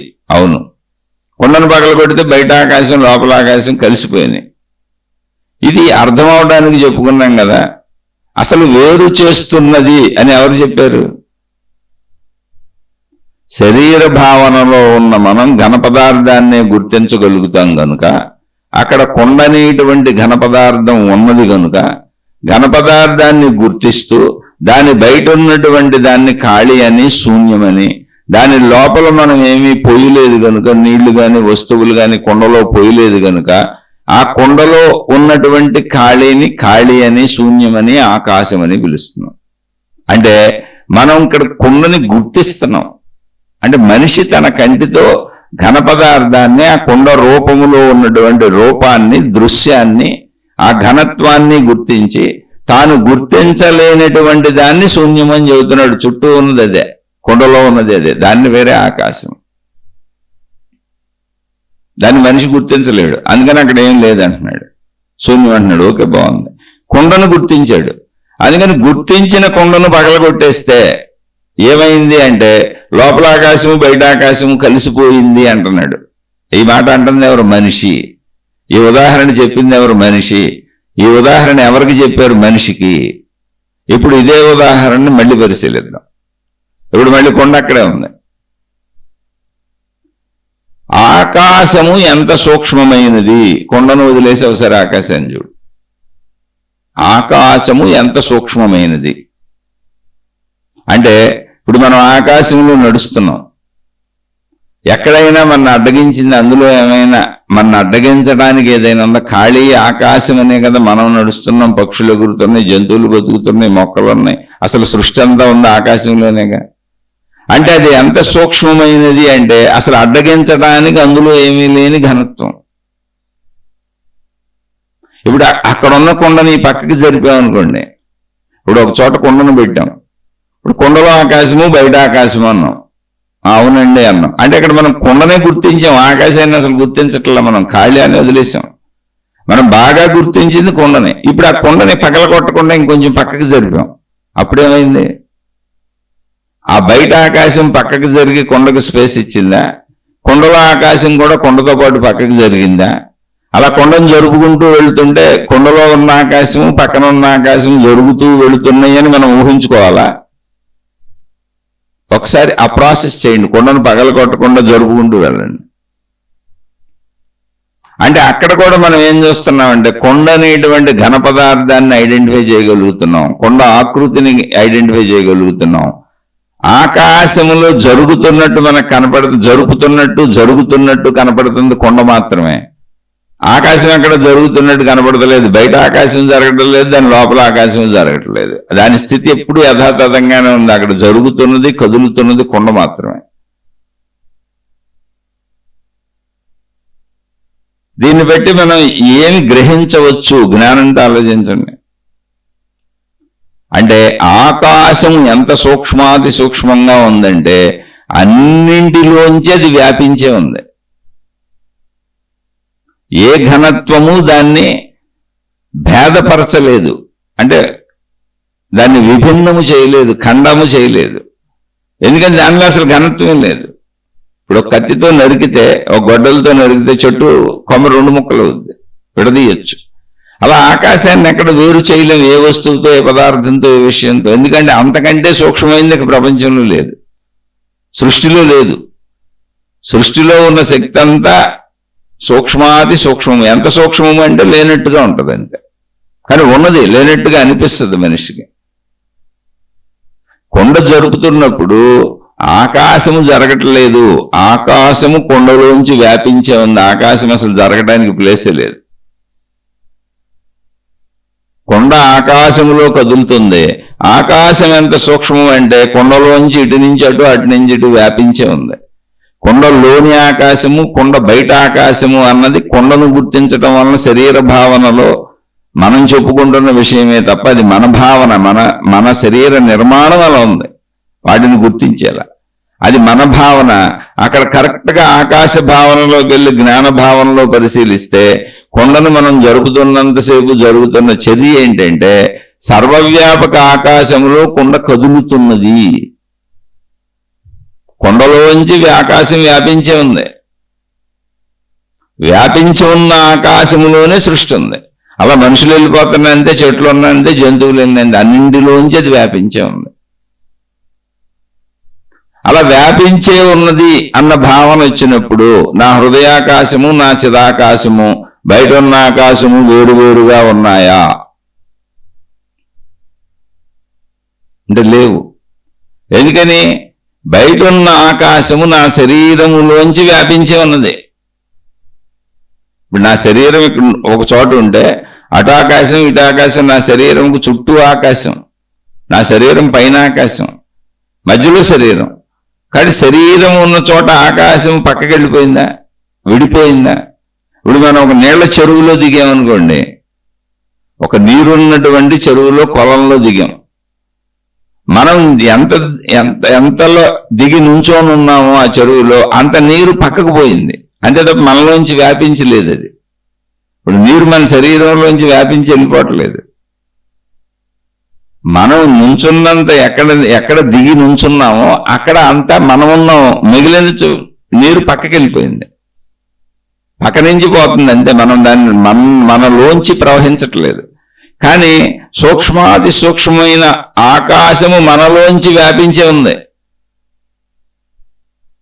మన శరీరంలో అది మొత్తం వ్యాపించే ఉంది. ఇటు నుంచి అటు, అటు నుంచి ఇటు, మొత్తం అంతా ఏకత్వంగానే ఉంది. అంత సూక్ష్మంగా ఉంది మన శరీరమే కాదు, ఏదైనా ప్రపంచంలో. ఆ సూక్ష్మతని జ్ఞానంతో పట్టుకోగలగటమే సూక్ష్మ బుద్ధి. అది జ్ఞానంతో పట్టుకో, అర్థమవుతుంది. నీకు ఆకాశం ఉందిగా, అక్కడ లేని ఆకాశంతో చెప్పట్లేదుగా. నీకు చెప్పే పోలికలన్నీ కూడా అక్కడ ఉన్నాయిగా, లేని దేవుణ్ణి నమ్మమన్నట్టు లేదుగా. మహిమలో మాయలో అద్భుతాలు మాకు జరుగుతాయి, మాకు తెలిస్తే, మా చెవిలో గుసగుసలాడారు, నువ్వు నమ్మన్నట్టు లేదుగా. ఈ తాయెత్తు కట్టుకుంటే, ఈ తాడు కట్టుకుంటే నాకు ఎందుకు కలిసి వస్తుందో, ఈ రంగురాళ్ళు ఉంగరాళ్ళు పెట్టుకుంటే నాకు ఎందుకు కలిసి వస్తుందో, అవన్నీ వాటికి అర్థం లేని మూఢనమ్మకం కాదుగా. అక్కడ ఉంది ఆకాశం. అలాగే నా హృదయంలో చిదాకాశం ఉంది, అది నాకే తెలుస్తుంది. ఎన్నైనా పడుతున్నాయి అందులో. శరీర పరిమితి అయితే పట్టకూడదు. మాంస శరీర రూపంలో, ఘన పదార్థ రూపంలో అయితే ఇన్ని విషయాలు నా లోపల పట్టకూడదు. అన్ని పెడతానే ఉన్నాయి, ఇంకెన్నైనా పడతాయి, మొత్తం విశ్వమంతా పడుతుంది. అయితే నాకు ఇది అర్థమయ్యేలా చెప్పగలగాలి. అందుకని కొంచెం జ్ఞానంతో పదే పదే దాన్ని అర్థం చేసుకుంటూ, ప్లస్ సాధన కూడా చేయాలి. ఆ ఆకాశ స్థితిలో స్థిరపడటానికి, కూర్చోవటానికి, శరీర భావాన్ని కరిగించేసుకోవటానికి, అంటే అలా కూర్చొని ఏం చేయక్కర్లేదు, ఆకాశ ధ్యానము. ఇప్పుడు మాట్లాడుకున్నాం, అంతా అర్థమైపోయింది. హృదయాకాశం, చిదాకాశం. హృదయాకాశం, చిదాకాశం అని ఎందుకు చెప్పుకోవాల్సి వస్తుందంటే నాకు అనుభవం ఉంది కనుక. అనుభవం అంటే ఏంటి? నేనైపోయిన నా విషయాలు, నేనైపోయిన అవన్నీ, అది అనుభవం ఉంది. అటువంటి అనుభవమే బయట ఆకాశంలో కూడా ఉంది. అది ఎలా తెలుస్తుంది? బయట ఆకాశం నేను ఏకమైపోతే తెలుస్తుంది. మొత్తం నాకే అనుభవం అయిపోద్ది, ఏకత్వానుభవం అయిపోద్ది. ఆ ఏకత్వానుభవంలో సృష్టి అంతా నాలోనే ఉందన్న అనుభవం వస్తుంది. దీన్ని భగవద్గీతలో శ్రీకృష్ణ భగవానులు చెప్పటం కూడా జరిగింది. మొత్తం అన్ని నాలోనే ఉద్భవించి నాలోనే లయించిపోతున్నాయి. అనేక చోట్ల ఆత్మజ్ఞాన గ్రంథాలు అందించిన అందరూ చెప్పారు ఆ విషయం. అక్కడ భగవద్గీత అనేటువంటి ఆత్మజ్ఞాన అద్భుత గ్రంథాన్ని అందించారు కాబట్టి అప్పుడు చెప్పారు. అక్కడ నాలోనే అన్నప్పుడు మనం పేరు పెట్టుకున్న పరిమిత రూపంలో ఉన్న కృష్ణుడు కాదు, ఆత్మస్వరూపునైన నేను అని చెప్పారు ఆయన. అప్పుడు ఆయన పేరు కృష్ణుడు కాదు, అనంత ఆత్మస్వరూపినైన నేను, శక్తి స్వరూపమైన నేను. అందుకే భగవద్గీత అంత ప్రాచుర్యాన్ని కూడా పొందింది. అది అన్నీ కలిసిపోయే తత్వాన్ని చెబుతుంది. జీవుడు దేవుడు అనేటువంటి సత్యాన్ని ప్రతిపాదిస్తుంది. ఎలా నిన్ను గుర్తించవచ్చో చెబుతుంది. నువ్వు పొందేదేమి లేదు, అది నువ్వే ఆల్రెడీ. నీ హృదయాకాశము చిదాకాశం ఏది ఉందో బయట ఉన్న ఆకాశం అదే. బయట ఉన్న ఆకాశంలోనే ఎన్ని సౌర కుటుంబాలతో కూడినటువంటి మన భూమి సౌర కుటుంబంలో ఒకటి. ఎన్ని సౌర కుటుంబాలతో, కోటాను కోట్ల మిలియన్ల ట్రిలియన్ల సౌర కుటుంబాలతో ఊహించటానికి కూడా అలవి కానంత వ్యాప్తతగా ఉన్నటువంటి విశ్వం అని పిలువబడుతున్న ఆకాశతత్వపు ఆత్మశక్తి, దైవశక్తి, ప్రాణశక్తి, విశ్వశక్తి, సృష్టి శక్తి, శక్తి ఏదున్నదో అదే మన హృదయాకాశము, అదే మన చిదాకాశములో కూడా ఉన్నది. చిదాకాశము హృదయాకాశముగా ఉన్నది, ఒకటేది. ఇప్పుడు దీన్ని సాధనతో పట్టుకోవాలి. ఇక్కడ మనం మాట్లాడుకున్న దాంట్లో నమ్మవలసిన విషయాలు ఏమి లేవు, అన్ని రకాల ఉదాహరణలు చెప్పుకున్నాం. సందేహం ఉండి మీరు అడిగితే మళ్ళీ మాట్లాడుకుందాం, ఎన్నిసార్లు ఏం చెప్పుకుందాం. సాధన ఏంటి ఇక్కడ అన్నప్పుడు, నా హృదయాకాశము చిదాకాశము బయట ఉన్న ఆకాశము ఒకటే కాబట్టి ఆకాశ ధ్యానం చేయి. ఆకాశ ధ్యానం అంటే ఏంటి? ఏమీ లేదు, అసలు ఉన్న పేరు అలా చెప్పానండి. ఆకాశం అని మాట్లాడుకుంటున్నాం కాబట్టి శరీర భావాన్ని వదిలేసి మనోభావాన్ని వదిలేసి మనకు తెలియకుండానే మనం ప్రతిరోజు నిద్రాస్థితిలోకి వెళ్ళిపోతున్నాం. అంటే అప్రయత్నముగా, తెలియకుండా అంటే అప్రయత్నముగా, ప్రయత్నించకుండా. ప్రయత్నిస్తే నిద్ర రాదు ఎవరికి, అది నిద్ర వచ్చినప్పుడే నిద్రపోవాలి. అలాగే అప్రయత్నముగా మెలకువ కూడా వస్తుంది. మెలకువ నిద్ర అనేది రోజు జరుగుతున్నాయి. నిద్రలో మనం వెళ్తుంది ఎక్కడికి? ఆకాశ స్థితికే. శరీర మనోస్థితులు దాటి నిద్రాస్థితిలోకి వెళ్తుంది, హృదయాకాశంలోకి, చిదాకాశంలోకి వెళ్ళిపోతున్నాం. అందుకే నేనన్న భావన కూడా లేదు. నేననే భావన శరీరానిది, నేననే భావన మనస్సుది. మనోశరీరముల కలయికలో సృష్టి భావన ఉన్నది. కాబట్టి ఇప్పుడు మెలకువలో చేసే ఆకాశ ధ్యానం ఏంటి? ఏమీ లేదు, శరీర భావాన్ని మనోభావాన్ని వదలటానికి చేసే ప్రయత్నం, కాసేపు మర్చిపోవటానికి చేసే ప్రయత్నం, కాసేపు గుర్తుంచుకోకుండా ప్రాణశక్తి భావంలో నిలబడటానికి చేసే ప్రయత్నం. అప్పుడు ఏం చేయాలి? దాన్ని మర్చిపోవాలంటే అది మర్చిపోవాలి. ఇప్పుడు కోతిని ధ్యానం చేస్తూ కోతిని గుర్తు చేసుకోబాకుండా అన్నాం అనుకోండి, ఏది గుర్తు చేసుకోవద్దు అన్నాం అదే గుర్తు వస్తుంది బాగా. ధ్యానం చేస్తూ పావును గుర్తు చేసుకోబాకుండా అన్నాం అనుకో, పావును గుర్తు చేసుకోబాకుండా ఏం గుర్తు చేసుకున్నా పర్వాలేదు మీరు అన్నాం అనుకో, పావే గుర్తు వస్తుంది. ఏది వద్దంటామో దానికి బలీయత ఇవ్వటం వల్ల అది పదే గుర్తు వస్తుంది. అక్కడ భార్య అయి ఉండొచ్చు, కొడుకు అయి ఉండొచ్చు, కూతురు అయి ఉండొచ్చు, కోతి అయి ఉండొచ్చు, పాము అయి ఉండొచ్చు. ఏది గుర్తు చేసుకోవద్దంటామో అక్కడ ఎక్కువ బలీయతను ఇవ్వాల్సి వస్తుంది, ఇది గుర్తు చేసుకోకూడదు అని అన్నప్పుడు అది ఎక్కువ గుర్తయింది. అందుకని శరీర భావన వదలటం, మనోభావన వదలటం అనేది ఎలా వదలాలో తెలియదు, పిచ్చెక్కిపోద్ది. అది వదలటం తెలిస్తే మామూలుగానే వదిలేసేవాళ్ళుగా మనుషులందరూ. దాని బదులు ప్రత్యామ్నాయాలు ఇస్తున్నారు. దేవుళ్ళు, దేవతలు, నామాలు, నామ సంకీర్తనలు ఏం తప్పని నేను అంటలేదు, బదులుగా ఇచ్చారు. అందులో మీరు పొందితే వెళ్ళొచ్చు, ముందుకెళ్ళొచ్చు. నేను చెప్పాక జీవుడే దేవుడని నిన్ను నీకు చూపించగలిగేటువంటి స్థితిలో ఏది చెప్పినా నువ్వు వెళ్ళొచ్చు. నీకు అది అర్థమవుతుంటే నువ్వు వెళ్ళొచ్చు. నిన్ను నువ్వు పొందగలిగితే, అది నువ్వు అయిపోగలిగితే వెళ్ళొచ్చు. అన్నీ కరెక్ట్. అప్పుడు ఇక్కడ ఇప్పుడు ఆకాశ భావన ధ్యానం చేయంతే, అది పోగొట్టుకోవాలంటే కుదరదు. ఆకాశ భావన ఏంటి? నీ చుట్టూ ఉన్న ఖాళీలో కరిగి కలిసిపో. నువ్వు కరిగి కలిసిపో అంటే కలిసిపోతున్నాను, నేను ఆకాశ స్వరూపమే అయిపోతున్నానన్న భావనాత్మకతను పెంచుకో. ఆ అనుభవం ఒకరోజు నీకు తప్పకుండా, ఎందుకని నువ్వు నీలో ఉన్నది హృదయాకాశమే, చిదాకాశమే, బయట ఉన్నదే ఆకాశమే, నీ చుట్టూనే ఉంది అది. అందులో నువ్వేం పెద్ద కలలుగా నక్కర్లా. నా చుట్టూ ఉన్నది ఖాళీ కదేంటి అంటే ఏంటి? నేను ఖాళీ అయిపోతున్నాను, ఈ ఖాళీలో కరిగి కలిసిపోతున్నాను అంతే. కాసేపు ఖాళీ అయిపోతున్నాను, మనోభావాన్ని శరీర భావాన్ని పెట్టుకొని వేరుగా సృష్టి భావనలో ఉంటలా. నిద్రాస్థితిలోకి రోజు వెళ్తున్నాక నేను అటువంటి నిద్రాస్థితిని మెలకువలో, ఎరుకవలో నేను ఆకాశ ధ్యానంగా, ఆకాశ స్థితిలో నా చుట్టూ ఉన్న ఖాళీలో ఖాళీగా కలిసిపోతుంది అంతే. ఖాళీగా కలిసిపోతున్న ఖాళీగా ప్రయత్నిస్తాను. మొదట్లో కుదరదు, కొన్నాళ్ళు కుదురుద్ది. అప్పుడు ఆకాశ స్థితి అనుభవం అవుతుంది. అది అనుభవం అయినప్పుడు ఏకత్వ భావన అదే వచ్చేస్తుంది. నిద్రాస్థితిలో నువ్వు కూడా లేవుగా. అటువంటిది ఎరుకలో వచ్చినప్పుడు నీకే అనుభవం అవుతుంది. ఇప్పుడు ఎన్నిసార్లు చెప్పినా దాని గురించి మనం ముందే చెయ్యాలి, ఆ భావాన్ని పొందాలి.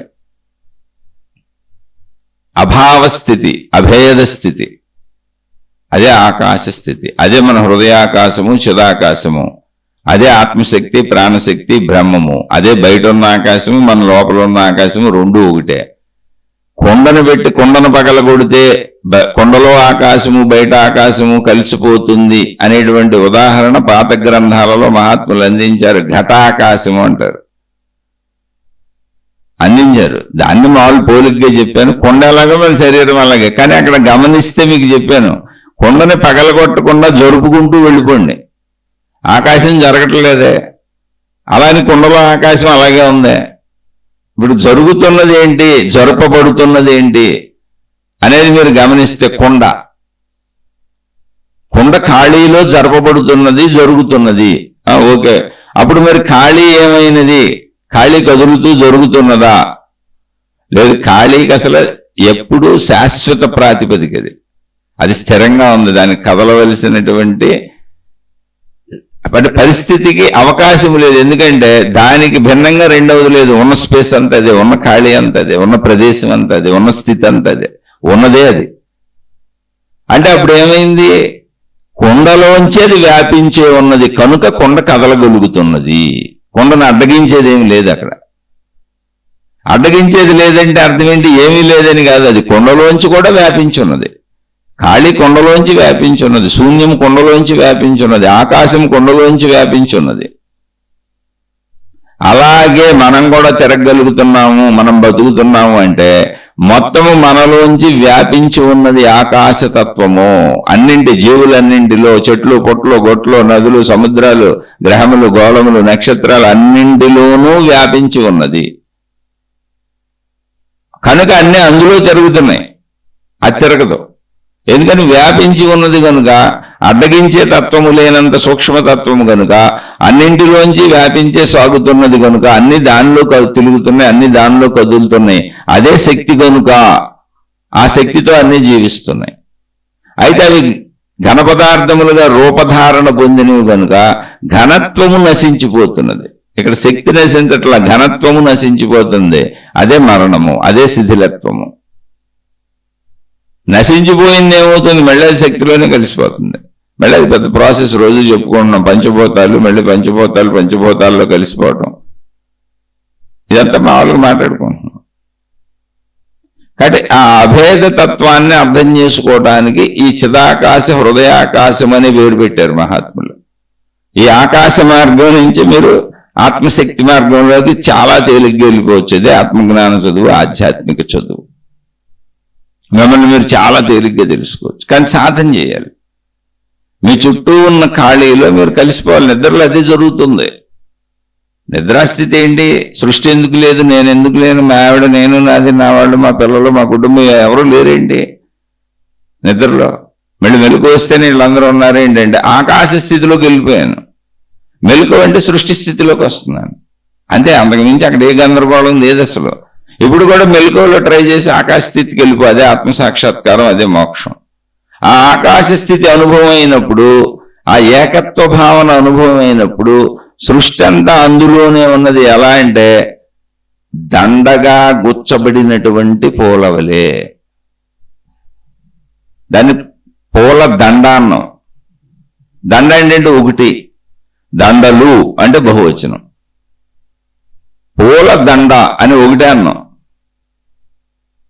కానీ పూల దండ, అది దండగా అది ఒకటి, కానీ అందులో ఉన్నాయన్ని పూలుగా బహువచనం. అది దండగా ఏకవచనం, అది పూలుగా బహువచనం. అది పూలదండ అంటే అనేక పువ్వులు ఉన్నటువంటి ఏకమైన ఒక దండ. ఓకే, అనేక పువ్వులను ఏకం చేసింది ఏంటి? దారము. దారము దానికి దండ రూపు ఎలా వచ్చింది? దారము ద్వారా వచ్చింది. దారముతో ఈ పూలన్నింటినీ గుచ్చుకుంటూ వెళ్ళారు. అంటే దారం ఎక్కడున్నది? ఈ పూలన్నింటిలోంచి వ్యాపించి ఉన్నది. అప్పుడే దండ అయింది. దారం ఎందుకు కనపడతలేదు? అది పూలలో వ్యాపించి ఉన్నది, అందుకని పువ్వులు కనపడుతున్నాయి. అది ఏకముగా తయారు చేయబడింది కనుక దండ కనపడుతుంది. ఇప్పుడు ఈ పువ్వులు ఏ ఆకృతికి వచ్చినాయి? దండాకృతికి వచ్చినాయి. అనేక పువ్వులను దండాకృతికి తెచ్చింది ఏంటి? దారము. దారం ఏది? మరి పువ్వులే కనపడుతున్నాయి అంటే ఒట్టి దారాన్ని దండ షేపులో వేసుకొని మెళ్ళ వేసుకోగా దేవుడికి వేయంగా అందం ఉండదుగా. అందం ఎక్కడ ఉంది? దండలో ఉంది. పువ్వుల్లో అందం ఉంది.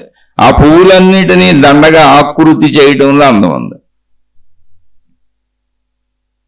ఇన్ని పువ్వుల్ని ఒకే దండగా మార్చింది, బహువచనాన్ని ఏకవచనంగా తెచ్చింది, అనేకత్వాన్ని ఏకత్వంగా తెచ్చింది ఏంటి? దారము.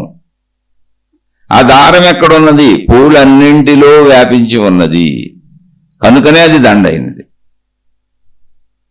అలాగే సృష్టి మొత్తము అనంత ఆత్మశక్తిగా ఏకత్వము, సృష్టిగా భిన్నత్వము. అంటే పూలదండలో పూలవలే సృష్టి భిన్నత్వము, అనంత ఆత్మశక్తిగా దారము వలేది ఏకత్వము. సృష్టి అంతా వ్యాపించి ఉన్నది ఆకాశము. ఆ ఆకాశమే నా హృదయాకాశమే, నా చిదాకాశమే, నాలోంచి వ్యాపించి ఉంది. నేను ఒక పువ్వుని. సృష్టి మొత్తం గ్రహగోళ నక్షత్రములతో సహా, మానవులతో సహా, జంతువులతో సహా అన్నింటి నుంచి ఈ సృష్టి ఆకాశము, ఆకాశ శక్తి అనే దారము వ్యాపించి ఉన్నది అన్నింటిలో. మొత్తం సర్వవ్యాపకం ఏంటంటే ఆకాశ శక్తి, ఆత్మశక్తి, బ్రహ్మము అని పేరు పెట్టారు. అందులో సృష్టి ఉంది. మళ్ళీ దండము దారము ఉదాహరణ మీ గురుకునే చెప్పాను. ఇక్కడ దారం చిన్నగా ఉంటుంది, పూలు పెద్దగా ఉంటాయి, మధ్యలో కనపడదు, కానీ ఏకత్వాన్ని తెచ్చిన ఉదాహరణ అది. కానీ ఇక్కడ పెద్దగా ఉండేది ఆకాశతత్వం, అనంత ఆకాశతత్వము. అందులో చిన్నగా ఉండేది సృష్టి తత్వము. అది తనను తాను అక్కడక్కడ వ్యక్తపరుచుకున్నది. అది చాలా స్వయము, అదే చాలా స్వల్పము. ఇది కొంచెం అర్థం చేసుకుంటూ ముందుకెళ్తూ సందేహాలు వస్తూ తెలుసుకుంటూ ముందు సాధన చేయాలి. ఎన్ని విన్నా కూర్చో, మననం చేసుకో. సాధన ఎప్పుడు చేయగలుగుతావు? ముందు శ్రవణం బాగా జరగాలి, అర్థమైపోవాలి. అంటే వింటున్నప్పుడు అర్థం అవ్వని వాడు ఎవడో సాధన చేయలేరు. వింటున్నప్పుడే ముందు అర్థమైపోవాలి. అర్థమైపోయిన స్థితిని మననం చేసుకొని ప్రశాంతంగా కూర్చొని ఏ లేని అభావ స్థితి, నీ చుట్టూ ఉన్న ఖాళీలో కరిగిపో, కలిసిపోయింది. అలా కుదరలేదు, ఏం పిచ్చపిచ్చగా అనుకోవక్కర్లా. ఈ ఖాళీయే నేను అనుకుంటా కూర్చో, అంతే ఏముందండి. కొన్నాళ్ళకి అదే వస్తుంది. అప్పుడు నీకు ఏకత్వ అనుభవం వస్తుంది. నువ్వు అనుకున్నంత మాత్రం శరీరం ఏం మాయమైపోదు. శరీరం అక్కడే ఉంది, అది నిజమే, సృష్టిపరంగా అది నిజమే. కానీ నువ్వు శక్తివి కూడా అన్నది సంపూర్ణ నిజం, సంపూర్ణత్వం. అప్పుడు పూర్ణత్వం అయింది. నువ్వు ఇప్పుడు పరిమితాన్ని, ఒక పాక్షిక భాగాన్ని నిజం అనుకొని జీవించటం వలన శరీరం మరణిస్తే నేను పోతాననే భావన వస్తుంది. శరీరం మరణిస్తే నేను ఎక్కడికి పోను, శక్తిగా నేను శాశ్వతము. శరీరం మరణిస్తే ఏమైంది? నాలో నేను కలిసిపోయాను. నేను తిన్న ఆహారం అంతా మరణించింది, ఏమైంది? నాలో కలిసిపోయింది. నేను చూసినవన్నీ, చేసినవన్నీ, అనుభవించేసినవన్నీ గతమంతా మరణించింది, కానీ ఏమైంది? నాలో సజీవంగా ఉంది. అదే జ్ఞాపకాలు. అది నాలో బతికే ఉంది, నేనుగా బతికే ఉంది, నేనుగా బతికే ఉన్నాను. నేను అనుభవించినవన్నీ శబ్దస్పర్శ రూపరసగంధముల రూపంలో నేను అనుభవించిందన్నీ బతికే ఉంది. అదే నా మనసు. అది సజీవత్వాన్ని పొందింది నాతో కలిసి, ఎందుకని నాలో జీవత్వం ఉంది. కాబట్టి మరణం లేదు ఇక్కడ, అది ఇందులో కలుస్తుంది, అంతే, కలిసిపోతుంది. మరణం అనేదే లేదు. ఒకటి ఇంకో దాంట్లో కలిసిపోయినప్పుడు, దాని రూపురేఖలు కోల్పోయినప్పుడు నువ్వు మరణించింది అంటున్నావు, అది లేదంటున్నావు, పోయింది అంటున్నావు, పుట్టింది అంటున్నావు, చచ్చింది అంటున్నావు. కాదు, అది ఇంకో దాంట్లో కలిసిపోయింది. అలాగే నా శరీరం కూడా కలిసిపోతున్నది, పంచభూతాల్లో కలిసిపోతుంది. పంచభూతాలు శక్తిలో సమ్మిళితమై ఉన్నాయి, కలిసిపోయే ఉన్నాయి. ఇదంతా ఆల్రెడీ ఉన్నదే. నేను నువ్వు తెలుసుకుంటే చాలా, కొత్తగా చేసేది ఏం లేదు, సాధించేది అసలు కాదు. ప్రయత్నించి చూడండి. మళ్ళీ ఏదైనా సందేహం వస్తే తప్పకుండా అడగండి.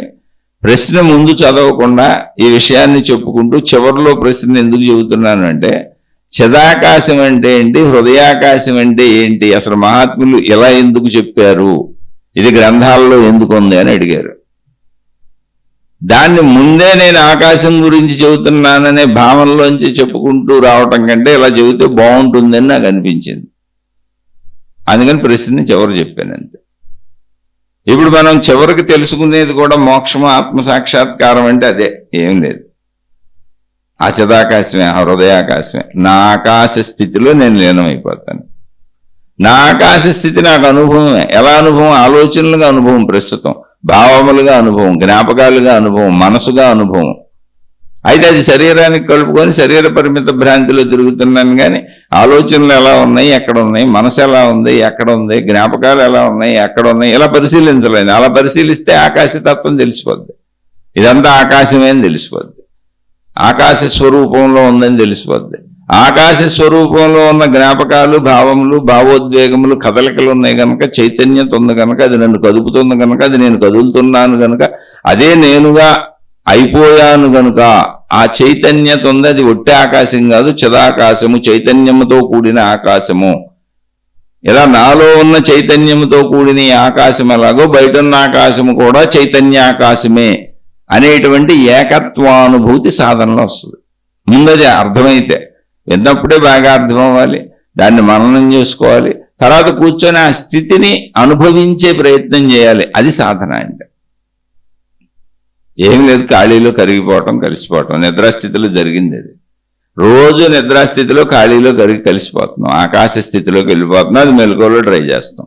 అద్భుతాలు, మహిమలు, మాయలు, సూక్ష్మ శరీరాలు, సూక్ష్మ శరీర యానాలు, ఇటువంటి రకరకాల వాటికి లోనయ్యే వాళ్ళు ఎవరో ఎంత తేలికైనా, ఎంత సింపుల్ అయినా తమ స్వస్వరూపాన్ని తాము పొందలేరు.